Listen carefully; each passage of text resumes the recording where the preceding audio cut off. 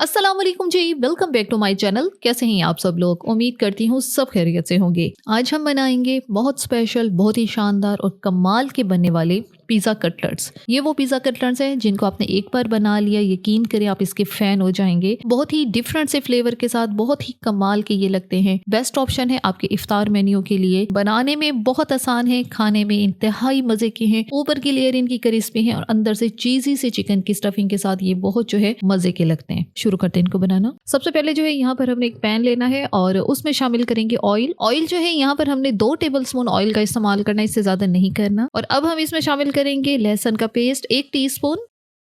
हमने यहाँ पे लहसुन का पेस्ट इस्तेमाल करना है, अदरक का नहीं करना। तो अब हम इसको हल्का सा ही गोल्डन करेंगे। जैसे लहसुन का पेस्ट गोल्डन होता है तो अब हम इसमें शामिल करेंगे उबला हुआ बोनलेस चिकन। इसको मैंने पहले ही नमक और काली मिर्च डाल के बॉईल कर लिया था और इसका रेशा रेशा कर लिया है। अब ये जो है 1 कप है, 1 प्याली जितना है। ज्यादा पीसेस नहीं थे चिकन के, थोड़ा सा ही चिकन मैंने यहाँ पे इस्तेमाल किया है। अब इसको भी अच्छा सा मिक्स करेंगे और इसके बाद इसमें शामिल करेंगे 1 दरमियाने साइज की प्याज जिसको फाइन काट है, साथ 1 शिमला मिर्च उसको भी फाइन काट है और 2 दरमियाने साइज के टमाटर लेके उनका बीज नहीं डाला, यहाँ पे ऊपर वाला जो शेल है उसको बारीक काट के वो डाल दिया। क्योंकि बीज डालेंगे तो क्या होगा, बहुत ज्यादा पानी हो जाएगा। हमने इसको जाहिर है पानी तो नहीं करना, हम स्टफिंग बना रहे हैं। ये तीनों चीजें डालने के बाद हमने मीडियम आंच पे जो है इसको अच्छी तरह से मिक्स करना है। अच्छा, ध्यान ये रहना चाहिए कि यहाँ पे चूल्हे की आंच हमने लो पे नहीं करनी, क्योंकि उससे क्या होगा, सारी सब्जियां एकदम से पकना शुरू हो जाएंगी और पानी छोड़ देंगी। ये काम हमने नहीं करना, मीडियम फ्लेम रखनी है और अच्छे से इसको मिक्स कर लेना है। अब हम इसमें शामिल करेंगे कुछ स्पाइसेस। सबसे पहले इसमें डालेंगे कुटी लाल मिर्च 1/2 टीस्पून, नमक 1/2 टीस्पून, हस्ब ज़रूरत इस्तेमाल कर सकते हैं, कम या ज़्यादा कर सकते हैं आप लोग। काली मिर्च का powder 1/2 teaspoon, paprika powder 1 teaspoon, oregano 1 teaspoon. अच्छे से हम इसको मिक्स करेंगे ताकि ये जितने भी मसाले हैं बहुत अच्छी तरह से चिकन और वेजिटेबल के साथ मिक्स हो जाए। अच्छा, अब यहाँ पे मैंने ये बेसिक मसाले जो पिज़्ज़ा सीजनिंग में होते हैं हमने वो ही इस्तेमाल किए हैं, जिसमें कुटी लाल मिर्च है, काली मिर्च का पाउडर है, ऑरिगेनो है। आप चाहें तो अगर आप इसको थोड़ा सा देसी टच देना चाहते हैं तो आप बाकी मसाले भी यूज़ कर सकते हैं, ये आपकी अपनी चॉइस पर है।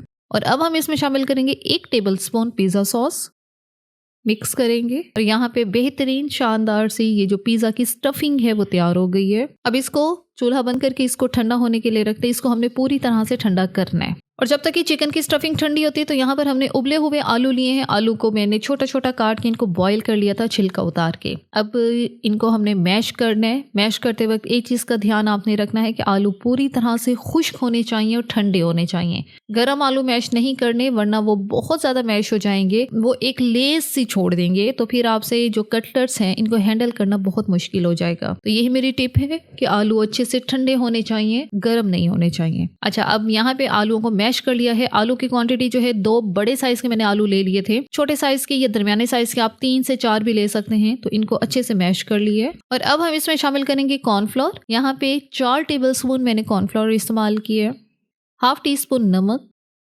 1/4 टीस्पून काली मिर्च का पाउडर। अच्छे से इसको मिक्स करेंगे। अब कॉर्नफ्लोर डालने का क्या मकसद है, क्योंकि आलू के अंदर मॉइस्चर होता है, जितनी भी कोशिश करें कि ये बिल्कुल ड्राई होने चाहिए, तो उस मॉइस्चर को खत्म करने के लिए यहाँ पे कॉर्नफ्लोर का इस्तेमाल मैंने किया। आप लोग चाहें अगर कॉर्नफ्लोर नहीं है तो फिर यहाँ पे ब्रेड क्रम्स का इस्तेमाल कर सकते हैं। ब्रेड के 3 से 4 स्लाइस लेके उसको ग्राइंडर में डाल के ग्राइंड करे वो डाल सकते हैं, ताकि आलूओं का मॉइस्चर जो है ऑलमोस्ट खत्म हो जाए। अच्छा, यहाँ पे सारा अमेज़ा अच्छे से मिक्स कर लिया है। तो बस अब यहाँ पे हमने कटलेट्स बनाने हैं, उसके लिए हाथों पे पहले ऑयल लगा लेना है, क्योंकि जाहिर है आलू को मैश किया हुआ है तो ये थोड़ा सा स्टिकी अमेज़ा होता है। हाथों पे ऑयल लगाएंगे तो ये चिपकेगा नहीं। अब अच्छी सी अमाउंट जो है हाथों पे लेनी है, ये आपके सामने, क्योंकि हाथों पे ऑयल लगा हुआ है तो ये मिक्सर हाथों को चिपक नहीं रहा। अब इसको हथेली पे फैला लेंगे, थोड़ा सा लंबाई की रुख में हम इसको फैला लेंगे और अब इसके ऊपर रखेंगे चिकन वाली स्टफिंग, जिसको हमने ठंडा करके शुरू में ही बना के रखा था। 1 से 2 चम्मच भर के ये स्टफिंग रखनी है। इसके ऊपर 1 से 2 छोटे चीज के स्लाइस रखने हैं। चीज ऑप्शनल है,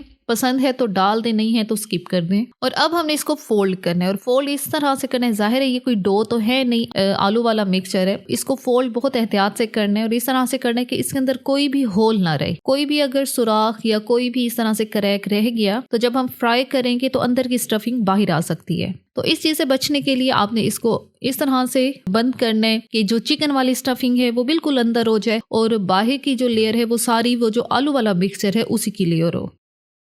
और अगला स्टेप इनको कोट करने का है। कोट करने के लिए एक तो हमने खुश्क सादा मैदा लिया है, साथ एक बाउल में हमने लिए हैं ब्रेड क्रम्स और एक बाउल में हमने ली है मैदे वाली स्लरी। मैदे में हमने पानी डाल के इसको अच्छी तरह से मिक्स कर लिया था, तो वो ये स्लरी है। सबसे पहली कोटिंग करेंगे इसकी खुश्क मैदे में। खुश्क मैदे से क्या होगा, जब ये पिज्जा कटलेट्स हम बनाएंगे ये इतने क्रिस्पी ऊपर से बनेंगे, बहुत बेहतरीन से बनेंगे। नेक्स्ट कोटिंग इसकी करेंगे मैदे वाली स्लरी के साथ। थर्ड कोटिंग करेंगे ब्रेड क्रम्स के साथ। अच्छा, ये मैदे वाली स्लरी उन लोगों के लिए मैंने बनाई है जो कि अंडे का इस्तेमाल नहीं करते। आप लोग चाहें तो यहाँ पे अंडे में डिप करके भी ब्रेड क्रम्स के साथ डिप कर सकते हैं। अच्छी तरह से कोट कर लिया है और इसी तरह से सारे कटलेट्स हमने कोट कर लिए हैं। नेक्स्ट स्टेप इनको फ्राई करने का है। फ्राई करने के लिए ऑयल जो है मीडियम फ्लेम पे हमने गर्म कर लिया है। जैसे ही ऑयल गर्म होता है तो इसके अंदर शामिल करेंगे ये पिज़्ज़ा कटलेट्स। अच्छा, एक चीज़ आपको मैं यहीं पे बता दूं, ये जो पिज़्ज़ा कटलेट्स हैं इनको हमने शैलो फ्राई करना है, डीप फ्राई नहीं करना। बहुत ज़्यादा ऑयल में इनको फ्राई नहीं करना वरना ये बिल्कुल खुल जाएंगे, बिखर जाएंगे। शैलो फ्राई करेंगे तो इनकी ये जो शेप है ये बिल्कुल ख़राब नहीं होगी। जाहिर है ऊपर वाली जो इसकी लेयर थी वो आलूओं के साथ थी, तो बहुत ज़्यादा डीप फ्राई करेंगे तो वो बिखर भी सकते हैं। इसीलिए फ्राई करने के लिए हमेशा मैं एक ही बात कहती हूँ, जिस फ्लेम पे आपने किसी भी चीज़ को ऑयल के अंदर शामिल किया है उसी फ्लेम पे ही आपने इसको एंड करना है, उसी फ्लेम पे ही पकाना है। दरमियान में चूल्हे की आंच ऊपर नीचे नहीं करनी, वरना क्या होता है ऑयल का टेम्परेचर जो है फ़ौरन से चेंज होता है और आपकी चीज़ जो है वो फिर थोड़ी सी डिस्टर्ब हो सकती है, उसके अंदर ऑयल जा सकता है। तो बस अब इनकी अच्छे से साइड को चेंज करते रहेंगे और इनको अच्छे से फ्राई कर लेंगे। यहाँ पे बेहतरीन से पिज़्ज़ा कटलेट्स जो हैं सिर्फ 3 से 4 मिनट में फ्राई हो गए हैं। अच्छा सा इनका गोल्डन ब्राउन सा कलर आ चुका है। और जो बाकी बचे हुए कटलेट्स हैं उनको भी हम लोग फ्राई कर लेते हैं।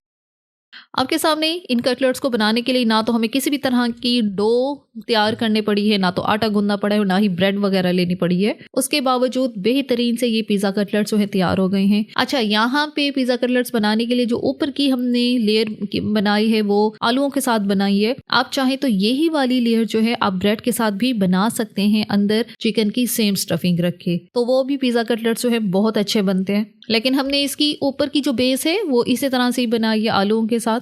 और ये आपके सामने बहुत ही क्रिस्पी, बहुत ही शानदार ये पिज़्ज़ा कटलेट्स जो है बनकर तैयार है। बेस्ट ऑप्शन है आपके इफ्तार के लिए। रमज़ान स्पेशल की रेसिपी है और रमज़ान में यही कोशिश होती है कि इफ्तार में कुछ मज़े का बनाया जाए, कुछ स्पेशल बनाया जाए, बाकी चीज़ों से थोड़ा सा डिफरेंट हो। तो बेस्ट है ये रेसिपी, बनाने में बहुत आसान है। चिकन की स्टफिंग एक बार बना के रखेंगे, बहुत ज़्यादा चिकन का इसमें इस्तेमाल नहीं होगा, थोड़ा सा चिकन 2 से 4 बोटियां मैंने लेके जो स्टफिंग है वो बनाई है और इसमें काफ़ी सारे कटलेट्स जो हैं हमारे बनकर तैयार हुए हैं। और ऊपर जो आलू वाला मिक्सचर है वो आपकी अपनी चॉइस पर है। आलू के साथ बनाएंगे तो आलू को बॉईल करके 2 से 3 घंटे के लिए आपने छलनी में रखना है ताकि सारा पानी, सारा मॉइस्चर उनका ख़त्म हो जाए और अच्छी तरह से ठंडा करके ही मैश करना है। फिर आपसे ये कटलेट्स बहुत अच्छे से हैंडल हो जाएंगे। और अगर आप ब्रेड के साथ इसकी जो ऊपर वाली लेयर है वो बनाना चाहते हैं आप वो भी बना सकते हैं। तो ये है जी फाइनल रिजल्ट मज़ेदार से क्रिस्पी से पिज़्ज़ा कटलेट्स का। ऊपर की लेयर इनकी बहुत क्रिस्पी, बहुत ही कुरकुरी सी है, अंदर से ये चीज़ी सी स्टफिंग के साथ जो है बहुत बेहतरीन बनकर तैयार हुए।